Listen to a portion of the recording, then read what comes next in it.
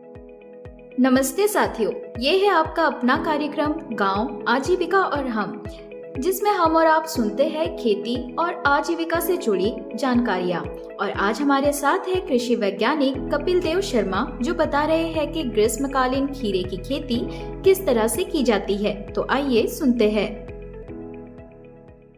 मैं कपिल देव शर्मा, मोबाइल वाणी।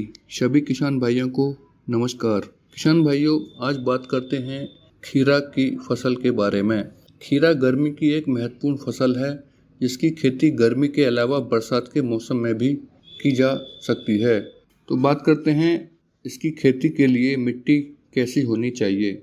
यह लगभग सभी प्रकार की भूमियों में की जा सकती है, परंतु इसकी सफलतापूर्वक खेती के लिए बलुई, दोमट तथा मटासी मृदा उत्तम मानी जाती है। उन्नत किस्मों की बात की जाए तो पूसा संयोग, पाइन सेट, खीरा 90, टेस्टी, मालव, गरिमा, सुपर, ग्रीन लॉन्ग आदि प्रमुख वैरायटी हैं, जिनसे किसान भाई अच्छा उत्पादन प्राप्त कर सकते हैं।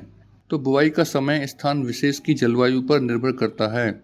वैसे गर्मी वाली फसल के लिए बीज की बुआई फरवरी के मध्य से मार्च के पहले सप्ताह तक कर सकते हैं। 1 हेक्टेयर खेत के लिए 2.5 से 3 किलोग्राम प्रति हेक्टेयर बीज की आवश्यकता होती है। बीज को उपचारित करने के लिए बीज को चौड़े मुंह वाले मटके में लेकर 2.5 ग्राम थायरम दवा प्रति किलोग्राम बीज की दर से किसान भाई उपचारित जरूर करें।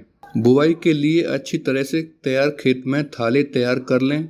इस थाला के चारों तरफ 2 से 4 बीज 2 से 3 सेंटीमीटर गहराई पर बोएं। खीरे की बुआई नाली में भी किया जा सकता है। इस फसल की बुआई करने के लिए 60 सेंटीमीटर चौड़ी नालियों का निर्माण करते हैं, जिनके किनारे पर खीरे के बीज की बुआई की जाती है।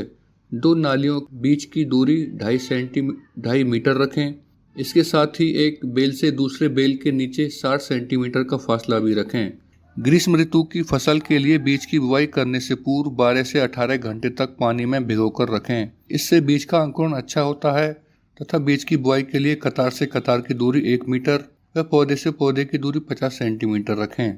खाद व उर्वरक की बात की जाए तो खीरे की 1 हेक्टेयर खेत में खेती करने के लिए 30 टन गोबर खाद का उपयोग करें। इसके अतिरिक्त प्रति hectare 100 kilogram urea, 125 kilogram NPK, 30 kilogram muriate of potash का प्रयोग करें। फसल में फल लगने प्रारंभ हो जाए तो फसल पर 1 या 2 तुड़ाई के बाद 1% यूरिया के घोल का पौधों पर छिड़काव करने से पौधों की बढ़वार अच्छी होती है तथा खीरे के पौधे से अधिक फल प्राप्त करने के लिए वृद्धि नियामक हार्मोन के प्रयोग से मादा फूलों की संख्या बढ़ाई जा सकती है, जिसके लिए इथ्रेल 250 ppm सांद्रता वाले मिश्रण का घोल बनाकर जब पौधों में 2 पत्तियां वाले पौधे हो जाएं तब छिड़कना चाहिए, जिससे खीरे के पौधों में मादा पुष्पों की संख्या में वृद्धि हो जाती है तथा अधिक फल लगने के कारण उपज बढ़ जाती है। 250 ppm का घोल बनाने के लिए आधा मिली इथ्रेल को 1 लीटर पानी में घोलना चाहिए। सिंचाई की बात की जाए तो फसल में फूल आने की अवस्था में हर 5 दिन के अंतराल पर सिंचाई करना चाहिए।